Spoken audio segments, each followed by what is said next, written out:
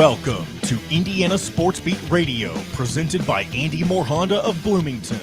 Know your role and shut your mouth, you jabroni! Fires upfield into the end zone, and it's caught. Jelani Woods, touchdown! ISB!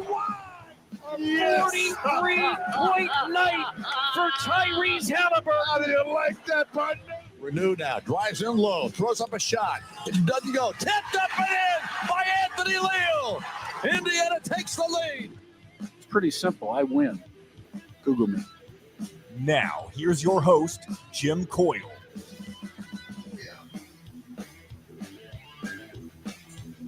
Hello, everybody.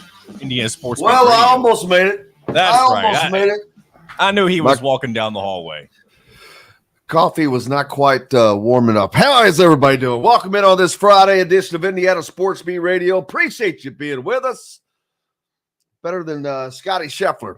Lots to get to today on the program. Loaded Casey Bartley from Boiler Uploader join us. Zach Osterman from the Indy Star and the Todd father, Todd Leary. So looking forward to each and all of that. Trying to get this stupid microphone situated. Let's get that out of my way. Let's see. Over the weekend, we've got AAU action coming up. Indiana Elite is down in Texas. But up in Indianapolis, you've got plenty of going on, including Jalen Harrelson and many others.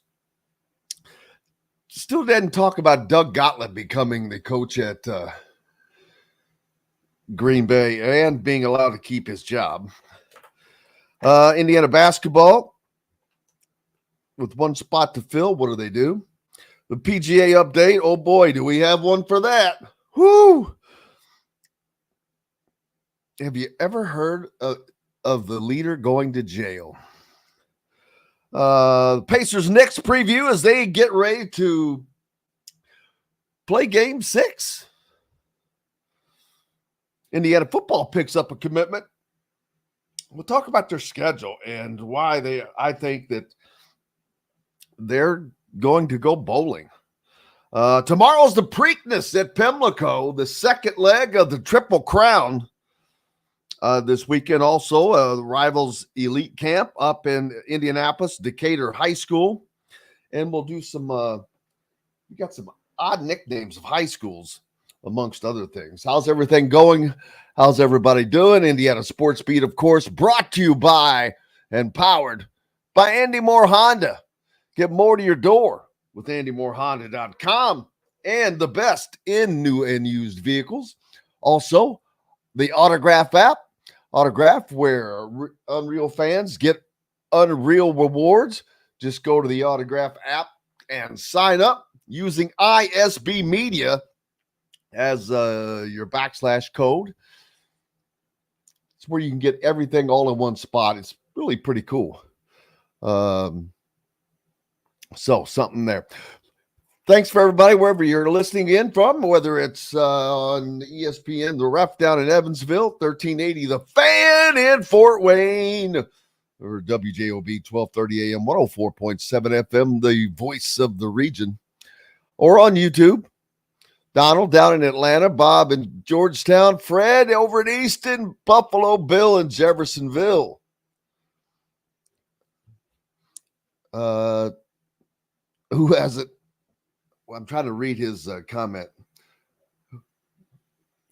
Mike, how are you, sir? Brian on board? Yeah, we'll talk about the fever. I forgot about that. Just because you bring in a name doesn't it's a learning curve, man. Diana Taurasi, a former is she still playing? WNBA great. Said it way back, and a lot of people kind of took her comments as being pithy. That's Pithy. When she said that, reality is coming for Caitlin Clark. She didn't mean it as a mean. That would have been like Larry Bird saying that about somebody. He said, oh, well, reality's coming when you get to the NBA. And she meant that when she gets to the WNBA. So, that doesn't mean you're just going to come in and start winning. And they have two of the best picks over the last couple of years.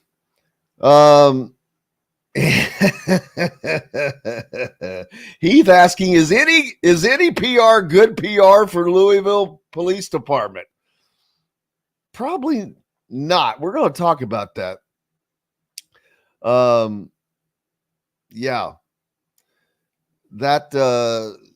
It's Heath. It's on from Danville. Chris over in Watton, England. How are you, sir? Kent from Mount Pleasant. Brian. Robert P. down there in Evans Patch. It is Fast Friday. No, that's next week. We'll make it Fast Friday. Was today Fast Friday and next Friday's Carb Day? Is that how it works? So much confusion.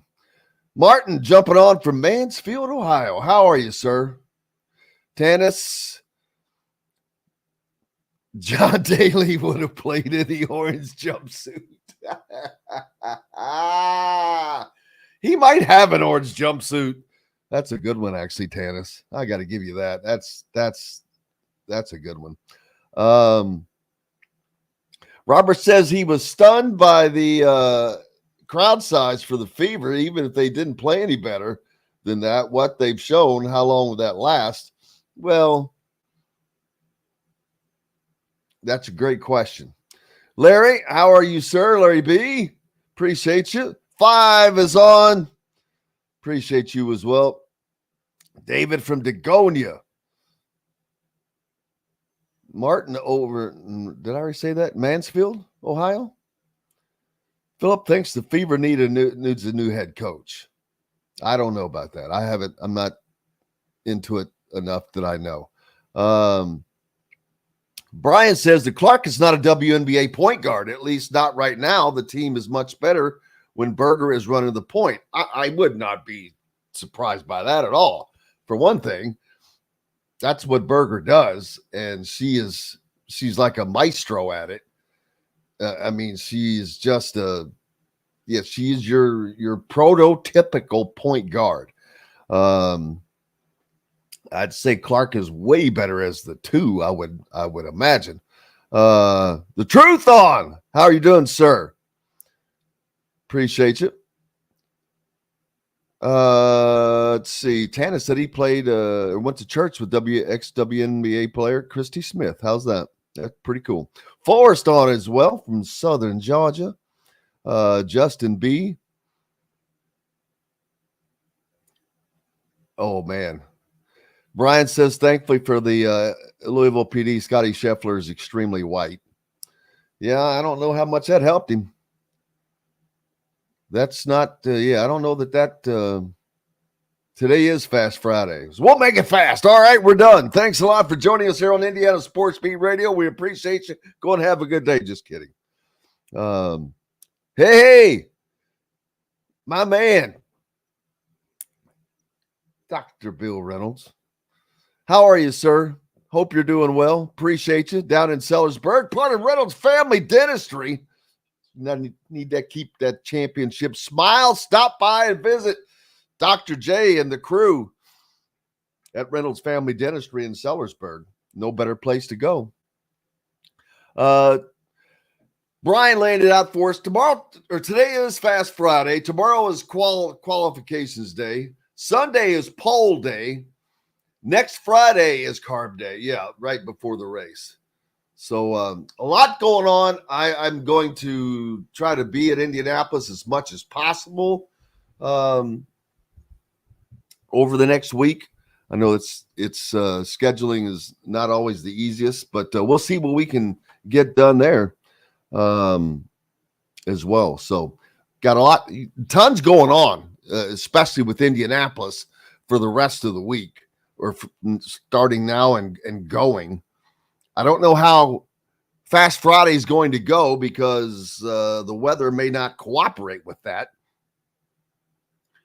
which I wonder if did the weather give Scottie Scheffler a little extra time as well to get things going. Dwayne, how are you doing, sir? Man, I could sit here and do the hellos all daggone day. Eric, jumping on as well. John from Southport. All right, that's it. Let's see. Yeah, Scottie Scheffler, man, that is going to be an all-timer, an all-time story.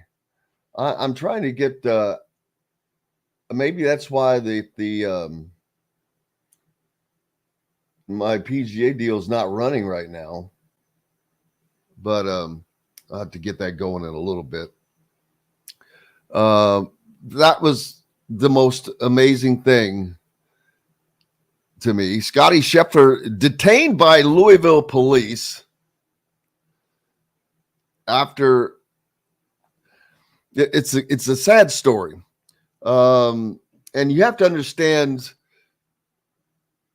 there's 265 down in Louisville is much like 465, obviously. And Louisville has two outer belts. But there's one that's the furthest out. That's 265. The golf course is a few miles right off of that. But everybody has to generally take buses and shuttles to get in because there's not nearly enough parking at Valhalla. That's not a place you're going to drive to and get to park at. So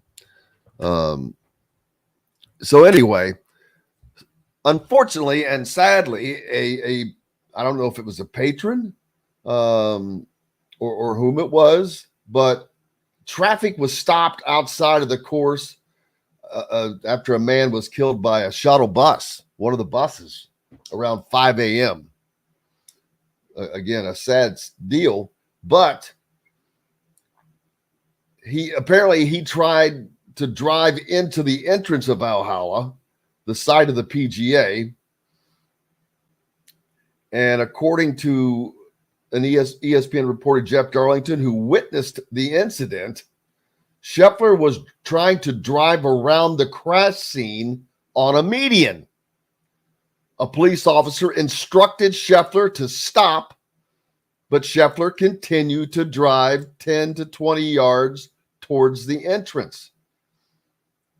At one point, an officer attached himself to the side of Scheffler's car. Scheffler finally stopped as he turned into the entrance of Valhalla. After about 20 to 30 seconds, Scheffler rolls his window down. Boy, does this sound familiar? All we need is a Taco Bell. About 20 to 30 seconds, Scheffler rolls his window down to talk to the officer. The officer then grabs Scheffler's arm to pull him out of the vehicle, according to Darlington, again, who witnessed this. The officer reached inside the vehicle to open the door, and once Scheffler was pulled out, he was pushed against the car and placed in handcuffs. Darlington was standing at the entrance when Scheffler was detained. Darlington said Scheffler turned to him and asked, "Can you help?" He's asking a reporter to help him get out of this.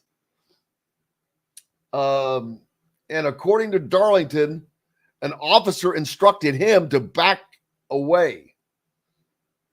"You need to get out of the way," the officer told Darlington. "Right now, he's going to jail, and there is nothing you can do about it." That's a direct quote from the officer. Scheffler, who's 27, he's won 4 of his past 5 starts, including his second major championship at the Masters in April. Was scheduled to tee off at 10:08 a.m. this morning. PGA of America said Scheffler was still in custody at the time of the writing of that story, which was this morning. So he spent the night in jail. This is mind-boggling. He's leading the PGA. I don't think that – what a great trivia question. Has the leader of a major championship ever been arrested during the event? The answer, yes, Jim. I'll take. Who is Scottie Scheffler? Yes. Oh my gosh, this is what an idiot. I get it. But there's ways you have to do that. I understand he may have thought that it was just traffic. That's the problem. So I can understand what he's thinking. I've got to get in there. I can't sit out here in this stupid traffic. Not knowing the seriousness of the situation. The officers, knowing the seriousness of the situation, are in that mode of thinking. And it was a bad combination. By the way, apparently he's not actually leading the PGA right now. I know he was leading at some point yesterday. Oh, I'm not looking at the scoreboard. I knew he was. Before we get to break, let's see. It's a guy whose name I can't pronounce. It's Xander something. He's the guy. That's Xander Schauffele. Schauffele. Really, very close to Scheffler. Yeah, it is. At least in terms of pronunciation. Xander Schauffele. And the newly divorced Rory McIlroy tied for fifth, or soon to be divorced. I don't know. I did not know that. Not know that. Well, there you go, ladies. Rory's going to be available. We've got to take a break. We've got to get Scottie Scheffler out of jail. So give us time to do that. We'll be right back with more. Don't forget, Indiana Sports Speed Radio, powered by Andy Moore Honda and brought to you by the Autograph app, where real fans get unreal rewards. The first app to track and reward fans for loving what they love most, turning passion into access. Download the Autograph app today in either the Apple App Store or Google Play, where unhinged fandom meets unreal rewards. Use the link to download the app, or you can go to the apps like we said, but use the ISB media as a code. Back with Casey Bartley after this. We'll be right back for more Indiana Sports Beat Radio with Jim Coyle, presented by Andy Moore Honda of Bloomington. In the market. See, this is one of those days where I wish I could come back to the cops music without getting a copyright strike. Oh, no. Dude, what the hell? This is wild. Yeah. Do they have video of what actually happened with the cop? I saw him being arrested. I don't know if they have anything other than the Darlington guy who was there on the scene, I guess, but gotcha. It's I'd say what Louisville has not had very good moments with police officers in the past 5 to 10 years. And not that it's the policeman, really, you could argue either way. Like the cop could have overreacted, but also Scheffler could have complied. It's all. I mean, it sounds like he did what he thought he was supposed to do. Yeah, exactly. Like he wasn't. I don't think he was trying to also cause a ruckus. Yeah, like slow driving, even if it was not a golfer, slow driving around whatever is not like the end of the world. The only thing that would he was in a PGA car. Any more political would be if he wasn't white.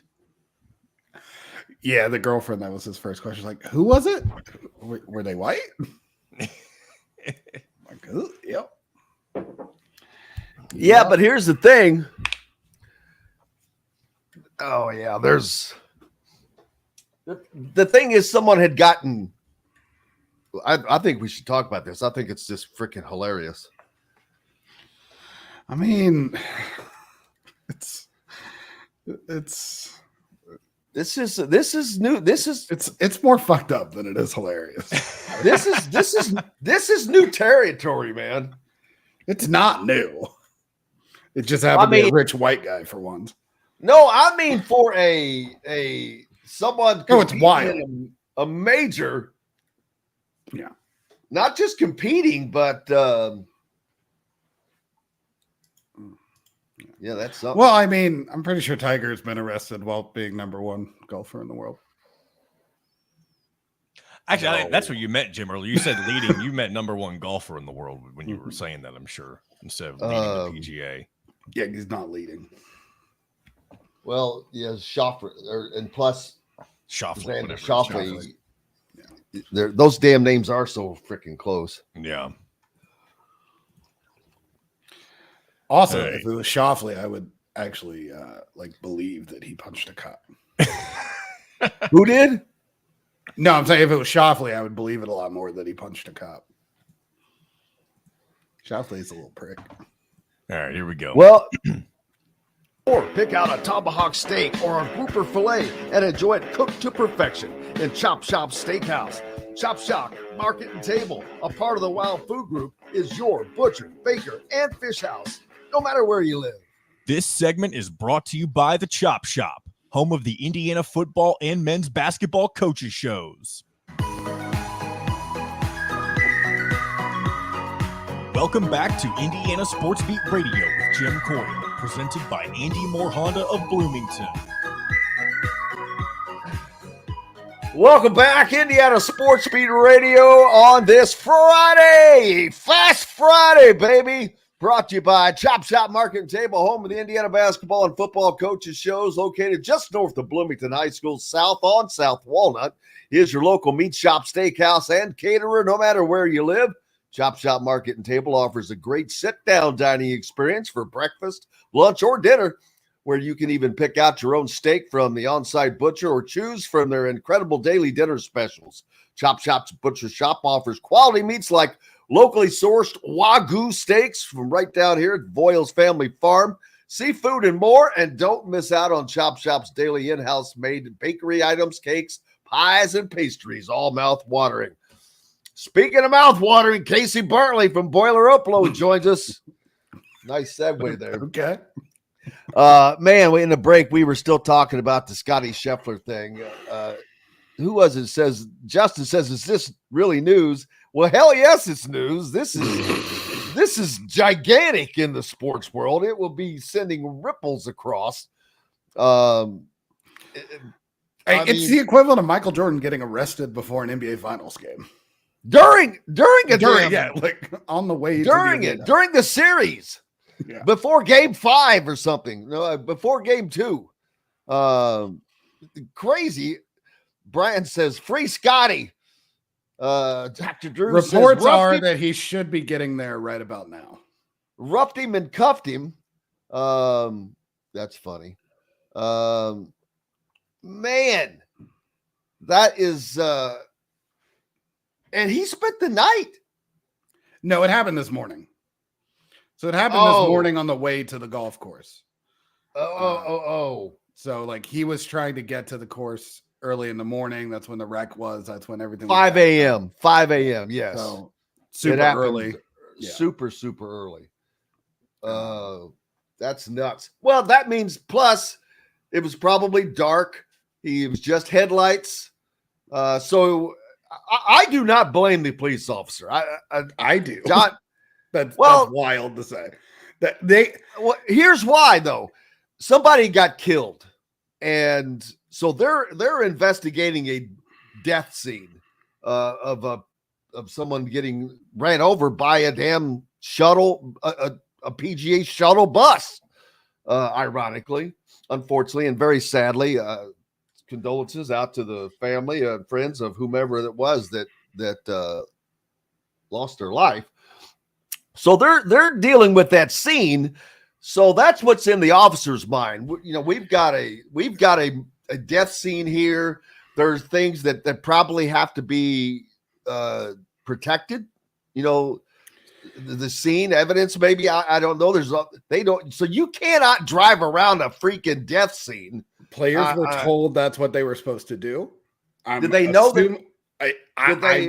I highly doubt they told the players that, and the cops didn't know that.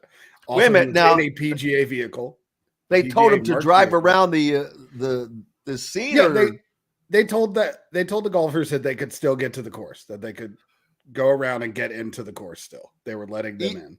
Everyone else was stopped. So You can't tell me there was one that none of the cops should have or would have known that they were still letting the golfers in. Well, here's the thing I think is what happened. He was instructed to stop. And he was instructed to stop. keep going around. That's what the PGA told their players, to slowly go around. No. What I'm saying is in actual real time, while he was in the access and process of doing this, he was ordered to stop by a police officer.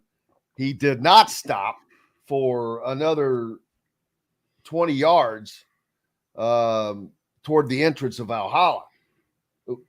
Then that's when the cop somehow attached himself to the car. I guess he grabs a door handle, maybe. Do they still have door handles? And so then he eventually stops, rolls his window down, and when he rolls his window down, the cop grabs him and pulls him out of the car. But I'm going to assume because the officer is instructing him to stop and he did not stop, it usually gets you in trouble. See, you missed out on a great Indiana joke earlier. I said, the only thing we're missing here is a Taco Bell. You don't remember the Taco Bell story, do you? I remember the Taco Bell story. I just don't have much. I mean, Louisville has a plethora of histories of overreacting cops, so I'm less. You think? Give them any more leeway than they already get on their own. Someone put up Buffalo Bill says all this PGA talk makes him want to watch 10 Cup. Well, it's a good day for it, and it's a good movie to watch. The best player in the world by far. What did someone say that said was funny? There you go. There's one. Don't you know who I am? I don't think they care. Was he drunk? Nope, he was not drunk. On his way to the golf course in the morning. Yeah, he was on his way to the golf course. He was only there for I don't know. I assume that he got booked and let go, but he's just now getting to the course, so he was probably there 3 hours. Andrew says on the morning that he has to compete in a PGA championship. Yeah, got to get your mind right. We're gonna get your mind. What we have here is failure to communicate. You got to get his mind right.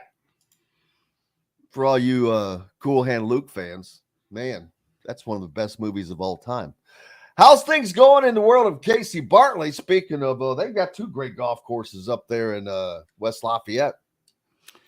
Yeah, I was at camping all week watching the men's golf team qualify, get second in the NCAA regionals, and move on to the NCAA championships next week. Same place where the women are right now. It's Powerhouse Golf Program in West Lafayette. Hey, got to have something, right?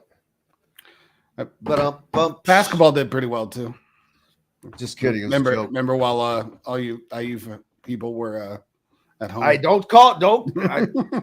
I'm neutral here, man. I'm neutral. Neutrality.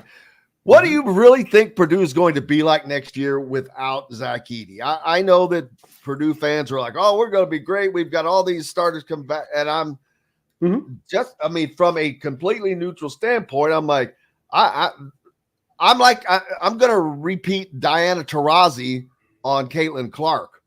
Reality is coming. Now, having the most dominant player in college for over the last 4 decades, probably for 2 years, and then not having him is going to leave a bigger void than I think most people think, because I think it is going to allow more exposure on everything else. It's a little hard. It's harder to focus on the guards, on Brayton Smith or Lawyer or whomever, when you've got to deal with that thing and that you had to deal with in the middle. But now that's not going to be there, and it's going to be a completely different offense, basically. Not completely different, but it's going to be a majorly different offense without being able to throw it into the big boy. Yeah, I'm really not concerned about Purdue's offense. I think Purdue brings back the best guard in the Big Ten. I think Braden Smith is going to have a lot of options. I think while Trey Kaufman-Renn is not Zach Edey, he is still the best post presence in the Big Ten. When they need some points down there. That's offensively? That's saying is it? a lot. Who else is Like, good yeah. scoring? Who else is good scoring in the post in the Big Ten?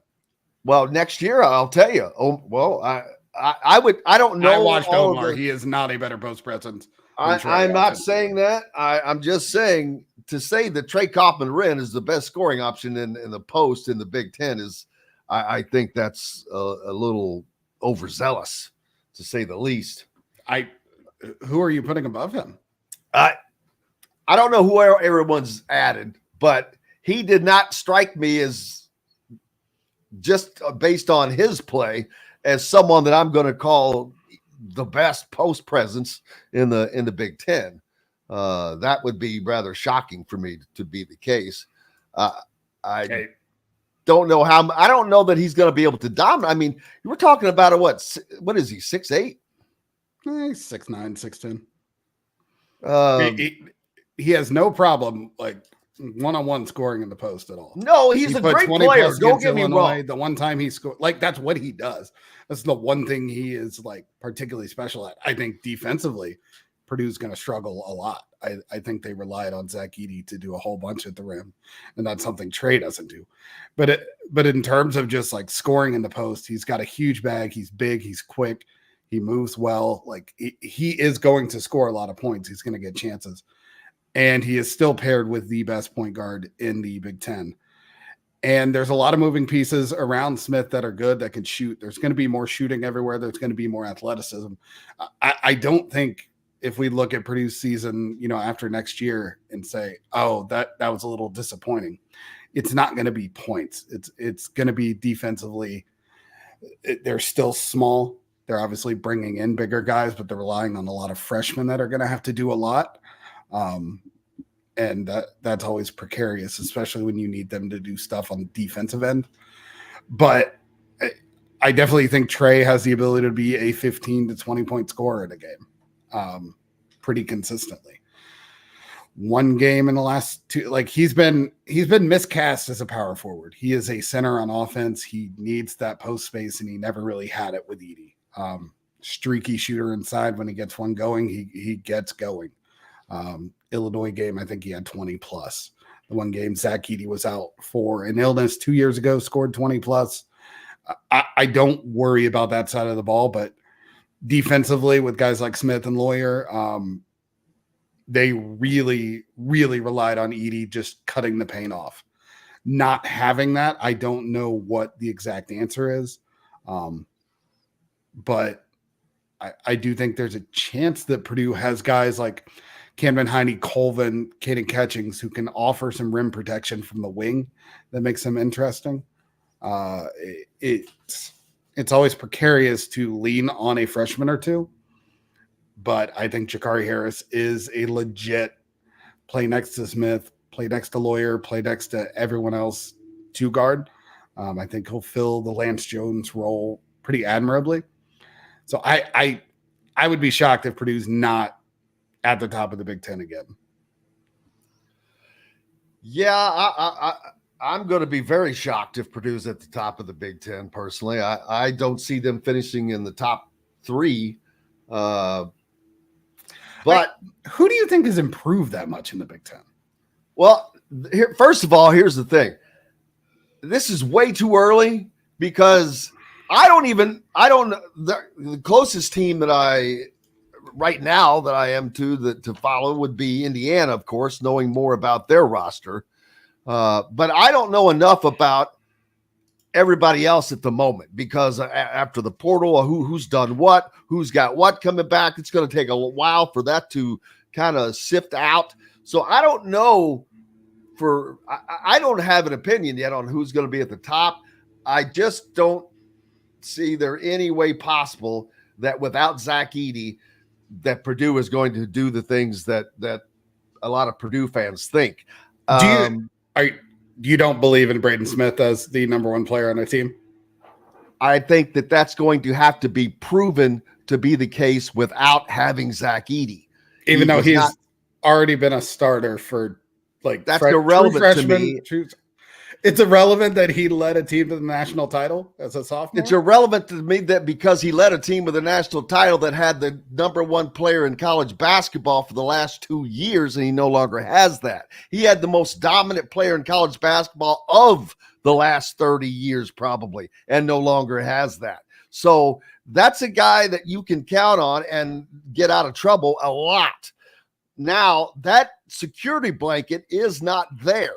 So there's going to be a little more pressure on him. I'm not saying that he's going to fall apart. I'm just saying that I have to see it first. I have to see everything. I don't, Indiana's added a lot. I don't know what they're going to really be like though. Are they going to be able to gel? Are they going to be able to find the shooting that they need for sure? How is their substitutions going to work? It's just way too early, and I definitely just don't have that confidence as of right now. But I surely don't. I absolutely don't think that Trey Coppin-Wren is going to be the best power post presence in the Big Ten. There is just absolutely. I would be shocked, and if I'm wrong, and I'll say it. It's not a bias. I just don't see him as being this dominant post presence. A good player, absolutely. And same with Smith. He's proven himself to be a good player. And I'm not saying anything about that him not being good, not being extraordinarily successful, but we're talking about the top.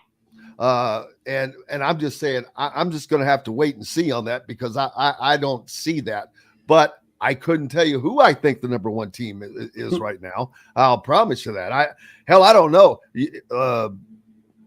Ohio State was making a great run. They made some great additions. You get the Bradshaw kid from Kentucky, Illinois. They lost a ton, but Bradshaw Underwood has done a good job of usually replacing that stuff, but they've lost a lot. What's Michigan State going to be like? What's Maryland going to be like? Rutgers has a great class coming in. What are they going to be like? Am I leaving anybody out that we don't know that are thinking? I mean, Michigan's brand new with Drake or with May. There you go. Nebraska's brand new, kind of. And Nebraska's on the rise, though. Nebraska's been on the rise. Can they continue that? I think that it's going to be a very, very fun, enjoyable run now that Zach Edey's gone. Zach Edey was an anomaly that I hate was there because it changes things so much. It's weirdly in a way that doesn't come along it's generational. But so I think it's going to be. I think it's kind of open, to be honest with you. What do you think Edey changed? Because it was a bad Big Ten. Regardless if Edey was there or not, it was a bad Big Ten. There's not a doubt to that statement. I don't disagree with that. Just because he was so dominant. I mean, he was just a freakishly dominant player. What do you do? What the hell do you do with him? I just think UConn didn't stop him. What they did was stop Purdue's perimeter game. And that's Purdue's Achilles heel. If you can shut that down, you shut them down. You shut anybody down, because if you're shutting down the 3-to-2 ratio, well, you've already benefited yourself, and that's exactly what they did. But that also goes to show that even in the late stages of their second year, Lawyer and Smith were nowhere to be seen. Purdue was only able to even get off 7 total 3-point shots in the entire game. That's usually the first 10 minutes for Purdue, who was the number one 3-pointing shooting team in the conference. Yeah, and it'll be harder to do that to Purdue this year. Why? You don't have Zach Edey to deal with. It's going to be harder to shut the perimeter down. Miles Colvin and Camden Heide will make some advancements. It's their second year. First time they had stuff. Cannon Catchings is an absolute game changer. His size, his ability to move and shoot on the perimeter. Even if you have NBA bodies like UConn has, Heidi's a great. He's going to be. Heidi's great. Heidi was Cannon Catchings is a potential lottery pick. Like you're not just shutting him down. Really, and I think Jakari Harris. Do you think he's going to be one and done? I don't think he's one and done. I think he's probably two and done. But when he's done, it's going to be because he is a high NBA draft pick. I think there's some work away from the court that needs to be done there. But like on court, he is 6'8" and the most fluid athlete for Purdue. And that's kind of what they miss. Because even Miles Colvin, who's a great athlete, he's not super fluid. He doesn't move in a graceful manner that gets him open looks and stuff. He's more power and jumping and a good jump shot. Cannon can score off the ball, can move. He just gets wherever he wants. And I think Jakari Harris is a balanced, strong, smart guard that's going to fit perfectly next to Braden Smith. So I think when you add those pieces and those younger guys get a little more confident, I think Braden Smith's going to have a big jump this year. So I think when you throw that, it gets harder to defend on the perimeter. Those guys are all going to be better. There's going to be more things to try to have to stop out there. Obviously, the loss of Edie is, again, defensively especially, but there's a lot of easy to mess up. But I do think the pieces around Braden are more varied and more explosive and athletic this season. I will definitely say that Purdue will be a much more athletic team. And which will allow them to do things that they really couldn't do with Edie. He's well, it's not even allowed to do with Edie. You just don't want to because he is what he is. Get him the ball. Well, you don't need to. Just like I said, throw it into Edie and let him dunk. He's got a standing reach that is 5 inches short of the rim. I will tell you this: I was shocked to see that he had a vertical of 31 inches. He's a good athlete. He always has been. Like a surprising. Well, I know he played hockey when he was young and all of that, but 31-inch vertical, I was impressed. I'm like, woo, he got faster I don't think all his recording. I can't get a 30. I don't have a 31-inch vertical now. There's probably a trampoline near you. I would need one, certainly without question. So what do you think? Who else in the Big Ten do you think is going to be at the top or competing at the top? Maryland is also. The hardest thing to register is we've got new teams to choose from. UCLA, and then hell, not all the teams that are already in the Big Ten are new, and now we've got new teams. Yeah, so that's what I mean. I go, man, I'm not poo-pooing on Purdue as much as I don't know what the Big Ten is going to look like. There are teams that are still – hell, Indiana hasn't finalized its roster yet. No, they still have an open player. Speaking of which, Purdue has got to – and Purdue fans hate to hear this, but they have got to run off another player. They don't have to leave, but someone's going to lose another scholarship. It has already been resolved. Who is that? Who lost their scholarship? There will be no announcement. What do you mean there'll be no announcment? They're not going see, to announce I find that to be complete bull bleep. All that is trying to see, because anytime I would say something like this, I would get messages from Purdue fans saying, he didn't run off. Ethan Morton didn't get run off, and so-and-so didn't get run off. I'm like, bull bleep. Yeah, they did. It wasn't a run off thing. Is sorry, there's no room at the end for you now because this was not the plan for you to be here 5 years. Yeah, the COVID thing is a little different. Like that's. But the recruiting was set, and there was a 6-man class coming in, so. Those two needed to leave to make room, and somebody else. But the fact that they're not making an announcement about it, that shows that's why Purdue fans don't believe me when I say that, though. So yeah, it's not how I thought they would do it, but that is definitely all indications I'm being given. So why it. would you think they would do it that way? To protect the kid, I think. I think it saves face a little bit with whoever. Yeah, but how are you going to hide it? At some point, you're going to know who the 13 scholarship players are, right? Not if they're still with the team. Not if they're still sitting on the bench. But I don't think anyone's no one's leaving. I get it. Someone is just losing their scholarship. Right.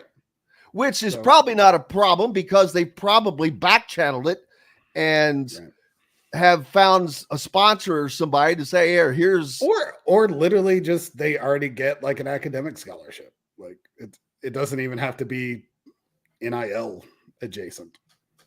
It's not that expensive to go to Indiana or go to Purdue if you're from the state of Purdue. So like it's not that hard to get. Well, Purdue's not in a state. It's the Indiana's a state, bro. No, I'm just kidding.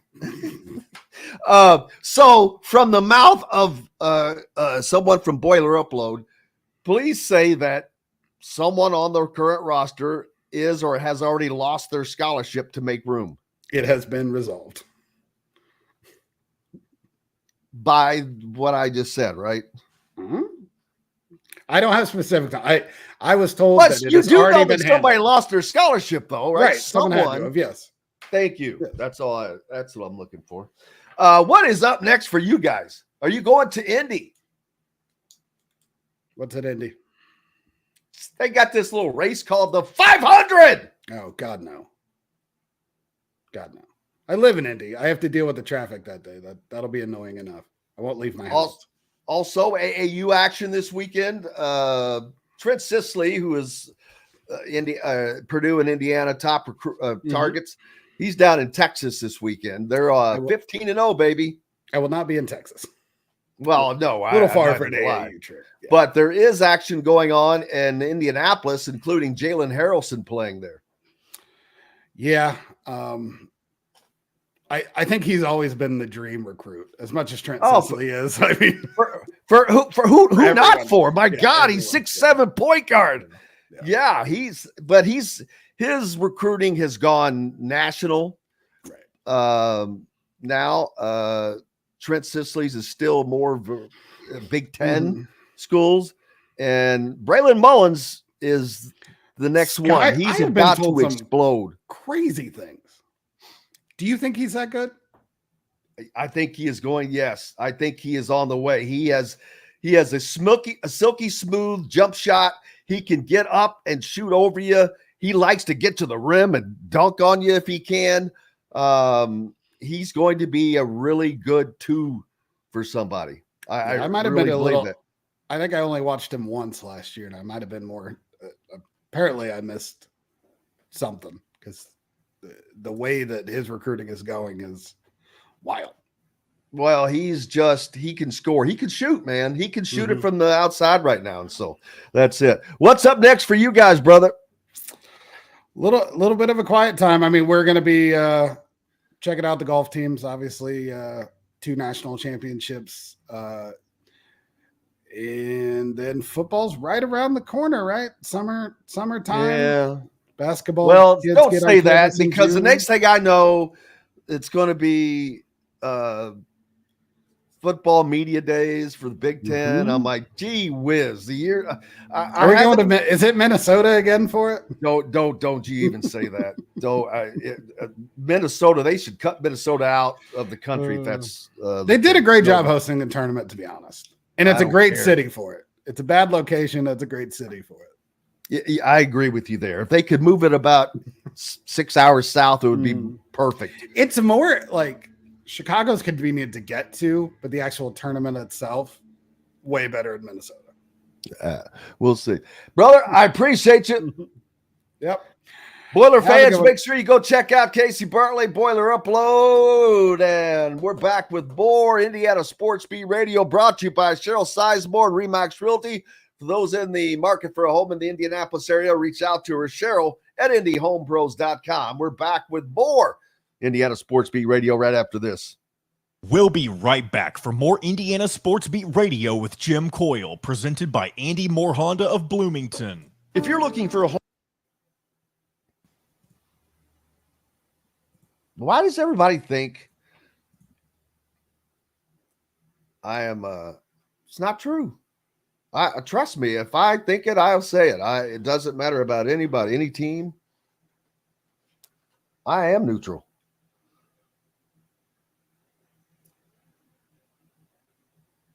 Renata says that the free Scottie efforts have been resolved.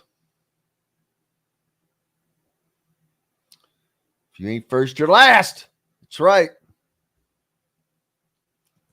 This will be all you'll need to do in this segment is kind of just talk about what's coming up because you're not going to have any time. Right. Van, I liked Ren in high school. He had a teammate named Cooper Jacoby. Yeah. Forgot about Jacoby kid. Yes, it was a very good team. Caleb Nost, how are you, my friend? Oh, Caleb Nost? I thought it was Nost. Oh, yeah. There you go. Damn it. I wished I would have seen that. Son of a buck. Trey Kaufman-Renn is not going to be nothing against Renn. Good player. Really good player. He is not going to dominate the post in the Big Ten. I see, now that's rose-colored glasses to me. I'm not saying Ballow's going to dominate the post in the Big Ten. But it's not going to be Trey Kaufman-Renn. That's for damn sure. Yeah, that's because if you've seen him, he's a beefer. I don't think he does enough running. I agree. Look at that. And he's not, yeah. People don't let me forget at the end of basketball season or halfway through the season, let's revisit that statement. John, make sure you mark that. Just write it down on your little whiteboard, May 17th or whatever, or on a little piece of paper. It'll get erased. I'm just saying because we're going to pull that back up. All right, here we go. That's right. 2023 and 2024 Honda Pilots, HRVs, CRVs, Honda Ridgelines, payment free for 90 days. Again, this will be really short. 0.9% APR financing for 36 months on a 2023 Honda Ridgeline. Go to anymorehonda.com and get more to your door. This segment is brought to you by Freethink Apparel. Welcome back to Indiana Sports Beat Radio with Jim Coyle, presented by Andy Moore Honda of Bloomington.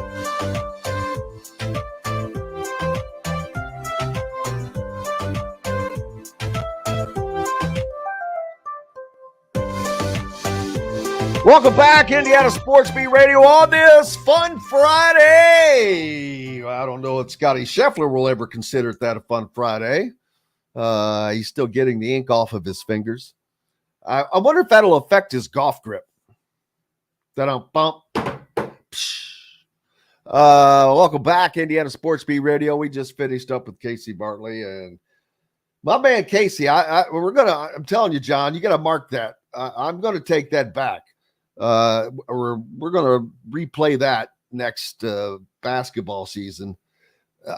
I wish I would have seen some of the comments. One of the best came from Caleb Nost regarding post players. I forgot about Vladimir Golden going to Michigan following Dusty May.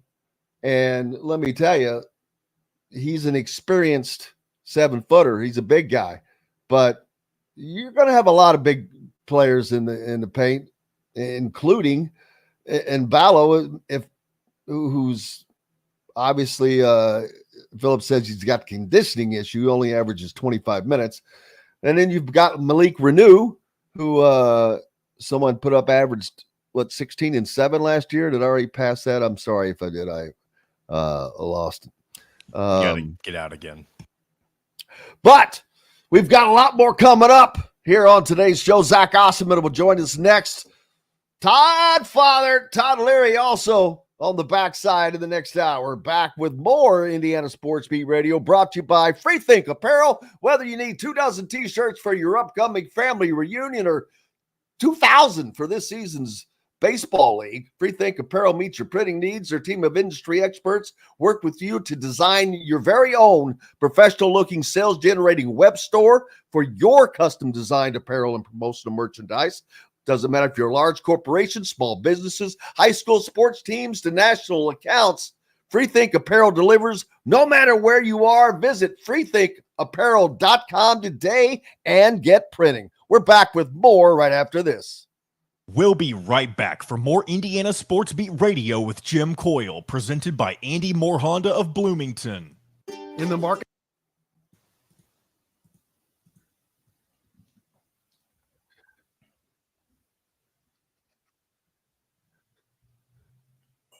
I think Scottie just arrived.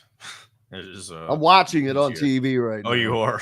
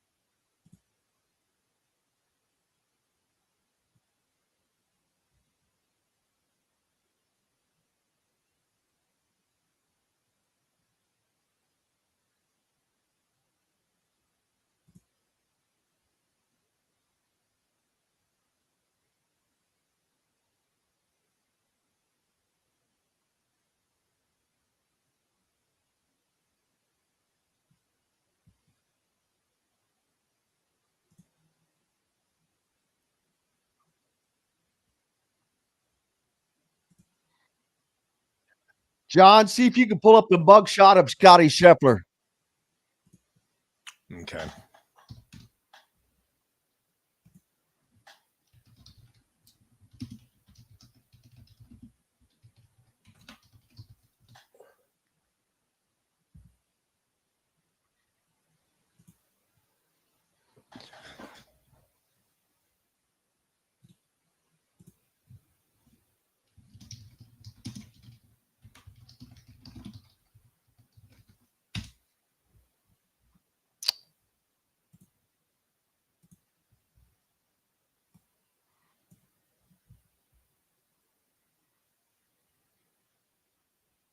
Where'd it go? I just had it.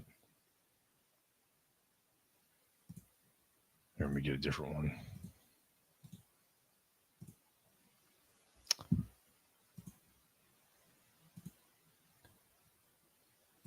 All right, I've got it, but I'm going to have to do it a different way than just putting it up on the screen. I mean, it'll be on the screen, but it'll be more of a... Here we go. This will work. You just want it for the beginning of this segment.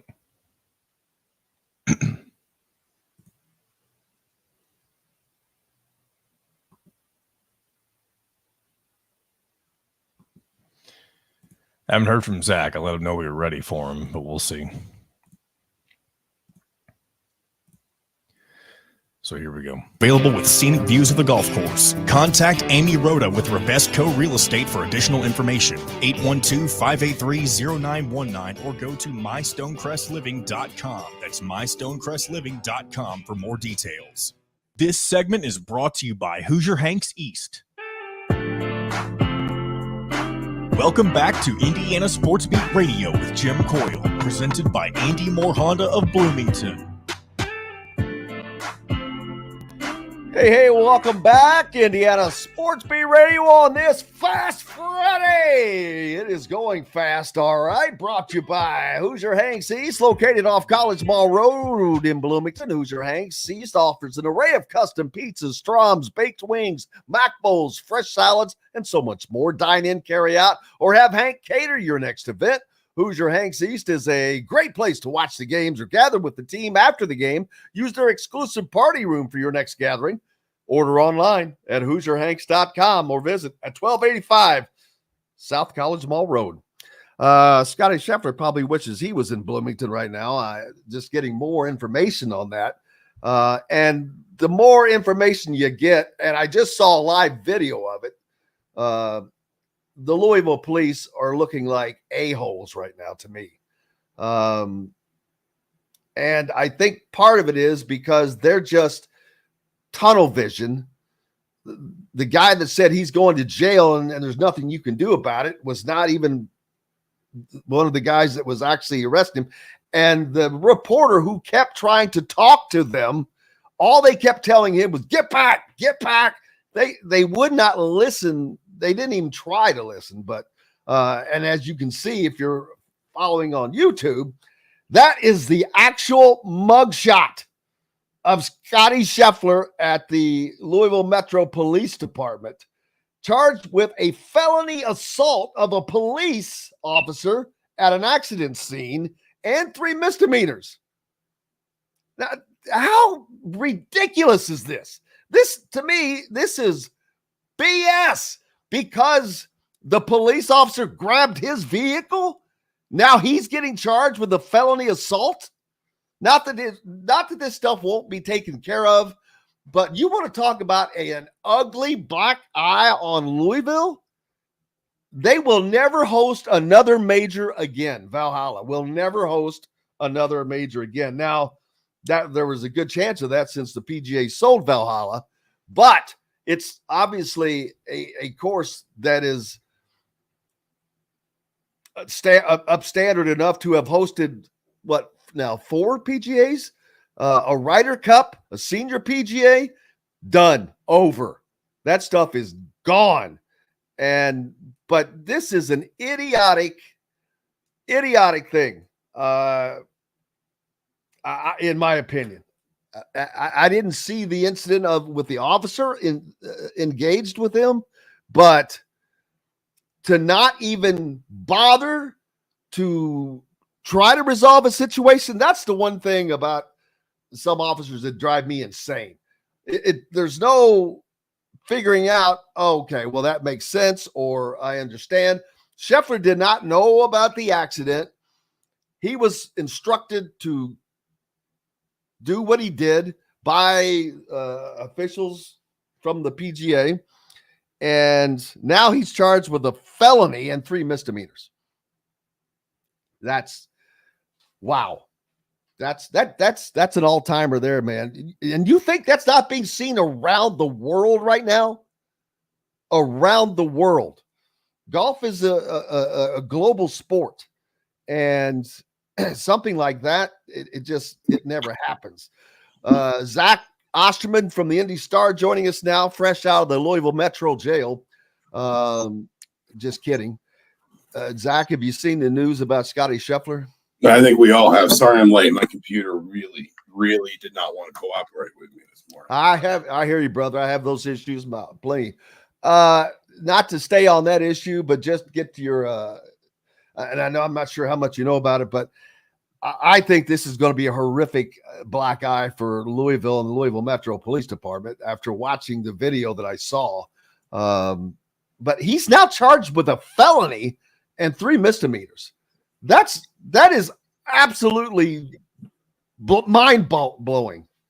Yeah, I mean, obviously, I don't know more than anybody else in terms of like what's been reported and everything, and you always want to be careful not to speculate too much. It is obviously at minimum, it is highly irregular. What I would say is, and this is not a comment at all on, the police procedure or whatever. In my experience, it is not uncommon to see basically a lot of different charges kind of put onto a sheet.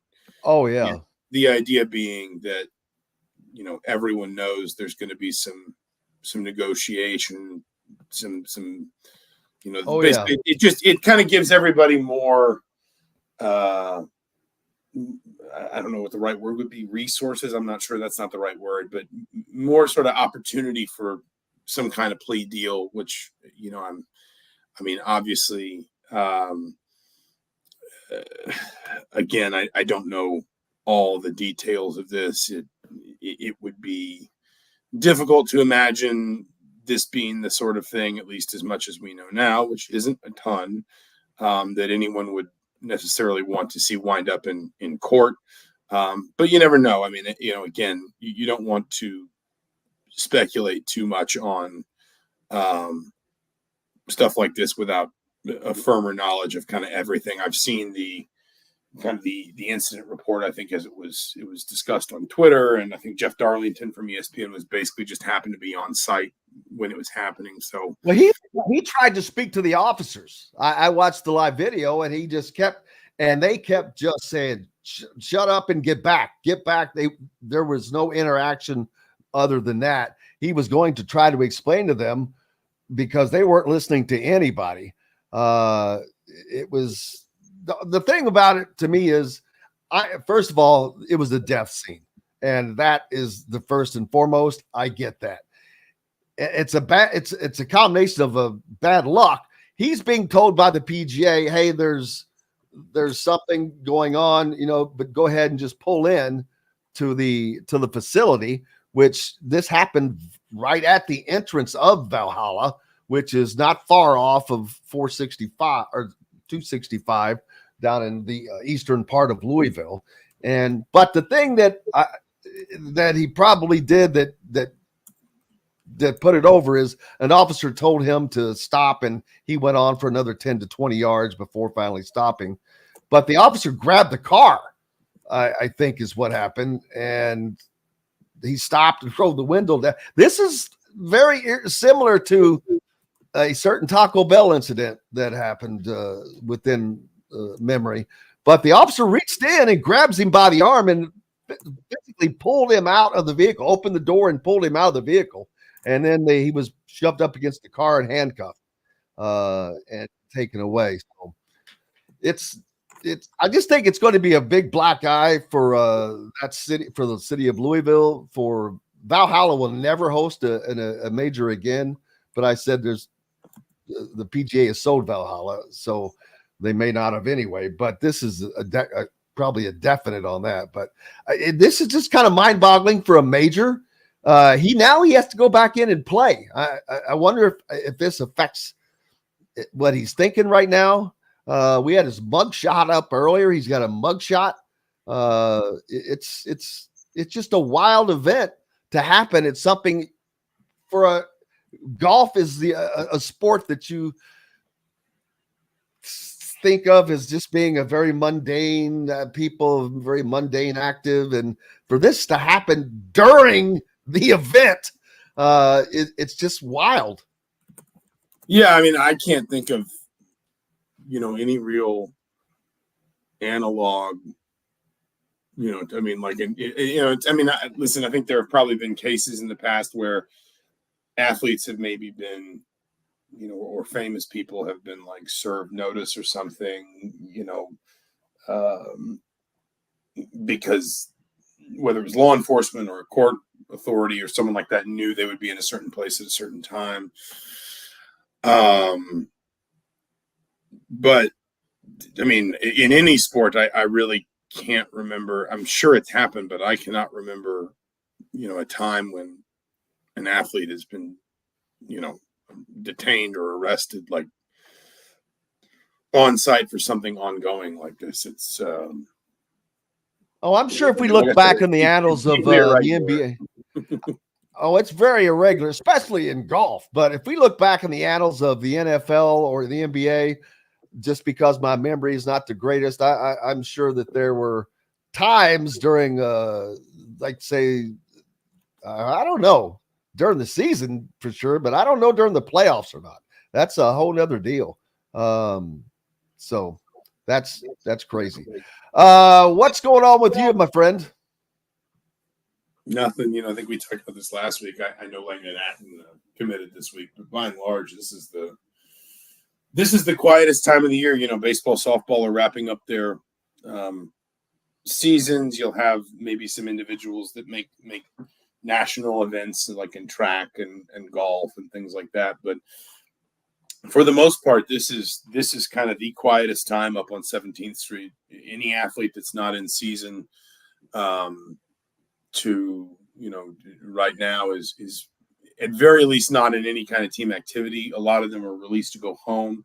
They can stay, they can use the facilities, all those different things they want to. And, I think many do elect to just stay because they have apartments and things. But, it in terms of like, this is kind of the point when there is essentially like the least activity, if you understand what I'm saying, basically from the end of the spring semester through probably early mid-June. Early June is when you start to see your footballs, your men's and women's basketballs. Those teams start to kind of reassemble on campus. And then obviously by the time you get into the deeper into June, which is the end of the sort of on paper academic year at Indiana, ends on June 30th every year. That's about the time you start to see maybe behind the scenes the departments sort of ramping things up for the fall sports season, because by the end of July you're going to have teams in camps, teams playing exhibitions, things like that. This is about as quiet as it gets, other than recruiting, and obviously the portal is still yielded some news for Indiana, but in larger terms, this is about as quiet as it gets for Indiana and for really for any athletics department for the most part. Again, aside from softballs in the NCAA tournament, not trying to minimize that, baseball could still well make it to the NCAA tournament, not trying to minimize that. But in terms of department wide, it's kind of never quieter than it is now. Yeah, normally, but with Indiana's still filling out their roster, now down to one spot, though, with the addition of the big Langdon Hatton from North Harrison High School down in far southern Indiana in Harrison County. It borders the Ohio River. For those of you that don't know, it's next to Floyd County, which is the county New Albany is in. It's just to the west of New Albany. But that's a school that has grown over the last 10 years. Like I said, when I was growing up, they were a punching bag, but they have gotten better. And now you see this kid that he went to William and Mary, I think, initially, and then played 2 years for Scottie. Daggone it. Davenport. Scottie Davenport. Yeah. Gee whiz. Good guy. I've known him forever. Great coach. So he's going to come well coached. How his abilities are, I don't know, but he's going to be well coached. Scottie Davenport, great coach. Probably a good addition, because you weren't going to get somebody that everybody else was chasing because of the probable limited minutes, but who knows? With Malik Renew having a penchant for getting in some foul trouble, and Ballo is not going to be able to run 38 minutes in a game, he's probably going to get his opportunities. Yeah, I mean, I think we've talked about, in terms of Indiana's needs remaining in the portal, the most clear and present one, just even if Indiana is going to play with some smaller lineups, maybe a Mackenzie Mbako at the 4, or even a Luke Goody at the 4 at times, you still have a situation where you've got one big who probably can't play, the volume of minutes, certainly the Trace Jackson Davis played, possibly even the Kalel Ware played, particularly if you look at kind of, I think Ware only played under 32 minutes like once in Indiana's last 9 games last season. I think Ballo may play more at Indiana. Arizona never really, I don't say they never featured him, but like I think Indiana may design more of its offense around him than Arizona did. But I still don't think you're talking about a guy who's going to play 34, 36 minutes a night. And then, as you said, Malik Renew will probably get better defending without fouling, but he's still going to get in foul trouble from time to time. You need that sort of bridgehead, that big that can, kind of be the guy that comes in and just sort of, one of the bigs goes out, you go small, then the other one needs to go out. So you have Hatton who can come in, then you go back to the first big, and then you can roll the second and big in if you want. And then obviously there's you also have to just you also just need some roster security. You need, a player there that can provide you depth and potentially fill in if somebody's hurt or somebody misses a month or even a couple games. I think it's pretty clear from roster construction that Indiana doesn't intend to be quite so wedded to two big basketball as it has been at times in the last couple of years. To be fair, I do think there were, some times last season when Indiana was probably a little bit less. I don't want to say it wasn't too big reliant, but if you look at Indiana's most frequent lineups over the last 5 games, there was some Mackenzie Mbako at the 4 in there. There was a little bit of Anthony Walker at the 4 in there. And we probably saw more of Anthony Walker at the 4 kind of earlier in the season. And I know Walker isn't necessarily a stretch forward, but he certainly isn't and wasn't going to play like a true big. So, Indiana was already tinkering with some of this. I think you will see more of it next year just because you look at the personnel and you just kind of don't know how this roster could support, just pure two big basketball all the time. But you have to have some depth behind Ballo and Renew. I don't think anyone would expect either of those guys to be playing off the bench as things stand today in terms of whether they start or not. So you got to have somebody that can just kind of mix into your rotation, probably no more than 10 to 15 minutes a night most nights, but can just give you some insurance in the event that you need it.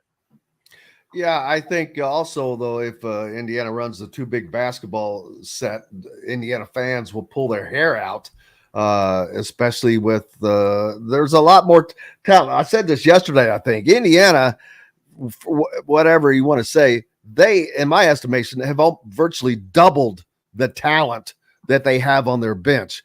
They were the depth that they have now at multiple positions.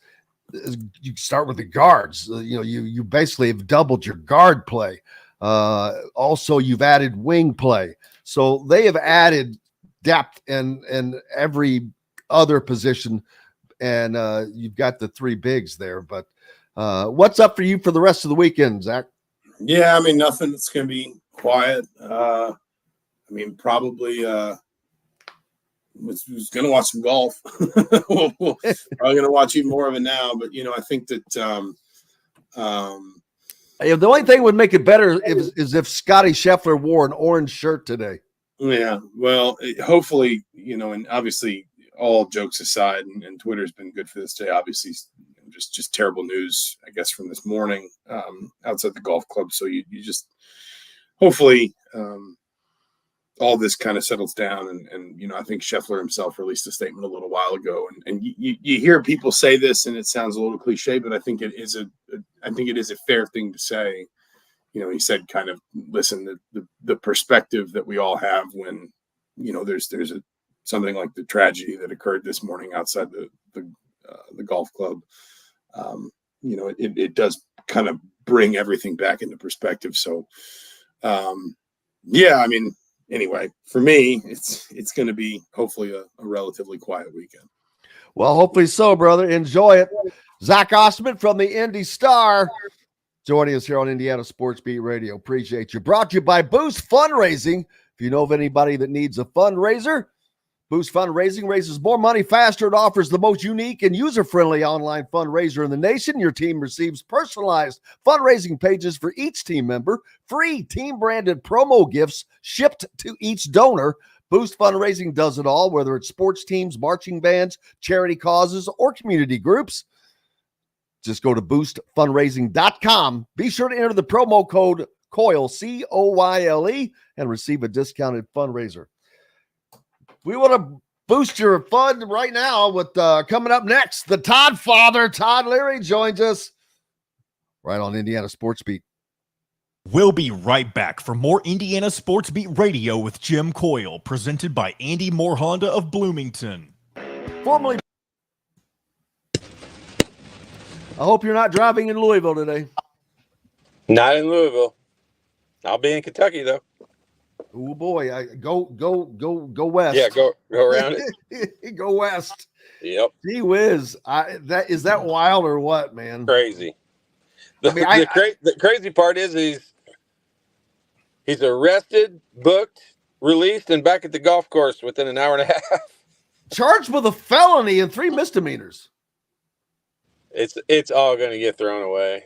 Well, yeah, it should. I mean, it's nuts, but Yeah, I mean, I don't think we'll ever know really exactly what was said, but I think if both parties probably step back, later today and look at it, they'll be like, that all could have not happened very easily.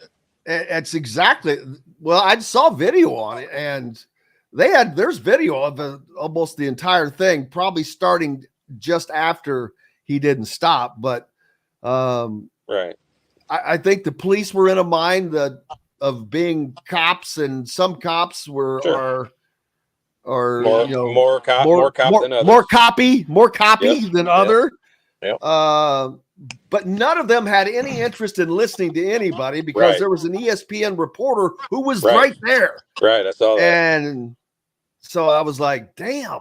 See, that's the only thing about officers, and I appreciate everybody that works in that field. But sometimes the complete lack of wanting to listen to anything, it's like, dude, this could have been resolved had you just listened. Now the dude had to go start his morning with a mug shot, getting his fingers all black. He's got to clean his fingers off so he can grip his golf club. He tees off in 10 minutes. Yeah, well, good luck with that. How's the weather? I wonder down there. They're playing. It's not raining yet. It's supposed to later on. And apparently, I don't know if you said this earlier, Jim, but the person who was killed was a worker with one of the vendors. Right. Yeah. PGA. Yeah. He was a worker for one of the vendors. Yeah, for one of the restaurant places or something, probably. Yeah. I mean, that's the sad part. But I mean, it's two totally unrelated circumstances. Like those. Why the F are you walking around there with all that damn traffic? Well, I mean, they probably had to park far away, and but take a shuttle bus. Probably late and run into the thing and got hit by a shuttle bus. I was going to say he took one, all right. No offense intended. Yeah, but that sucks. All right, here we go, guys. 9% APR financing for 36 months on a 2023 Honda Ridgeline. Go to AndyMooreHonda.com and get more to your door. This segment is brought to you by MyJumpShot.com. Welcome back to Indiana Sports Beat Radio with Jim Thornton, presented by Andy Moore Honda of Bloomington. Hey, welcome back, Indiana Sports Beat Radio on this Fast Friday. A Fast Friday up in Indianapolis. It is a different Friday for Scottie Scheffler. I couldn't think of something funny to say right there, but the Todd father, Todd Leary, joins us now. How are you doing, sir? I'm doing great. I'm doing fantastic. It's rainy and ugly, but other than that, doing good. Brought to you by MyJumpShot.com. Don't forget, just go to MyJumpShot.com if you have kids or know of someone looking to work on their shot. The shot doctor, the Todd father, has worked with some big-time players in the state already. I don't know. Do you talk about that? Some of the guys you work with? I mean, yes. It's not like I hide it. Right, and it's not been hidden. And it's not been hidden by because because I reposted the pictures of you with Trent Sisley. Yep. You've worked with Xavier Stink Robinson from Lawrence North. He doesn't stink no more. Oh man, that's funny. Boy, that's a nickname I guess you have to just embrace. I guess. Or change. Absolutely. But his father's great. I had the chance to meet him up in awesome. Indianapolis a couple of weeks ago. He came up. I was getting a hot dog. I didn't know how. I'm like, how the hell do you even recognize me? But grateful to meet him as well and watched Xavier play. Man, he looks like he could be a little running back as well. Yeah, Gus is awesome. His dad's awesome. But Xavier is, he's a great player, but he's, in working with him in the little amount that I have worked with him, he's just as good a kid as he is basketball player, and he's a really good basketball player. So I got to see him play against Trent Sisley and that team, and I think obviously the talent level on Sisley's team was far superior on the court, but Xavier Robinson definitely, I don't even want to say held his own. He was without a doubt one of the best players on the court. So yeah, he's very, very good. And man, think of the players in this class this year. We just mentioned a couple of them. Braylon Mullins, boy, his recruiting is about to skyrocket. Yep. Well, and it is, and he is.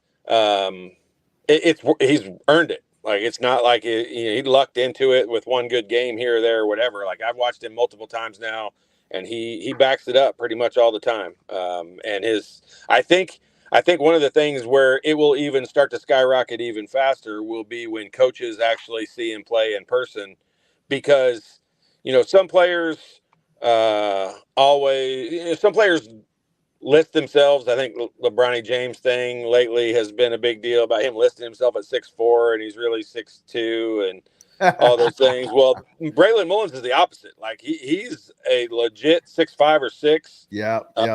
And he surprises you when you see him at how big he is, and he's athletic, and yeah, his stock is going to continue to rise. He is, first of all, people that can shoot the ball already, when they get on that stage and they make a bunch of shots, their stock rises really quickly. And he is one of the best shooters in that class, not just in Indiana, but across the country.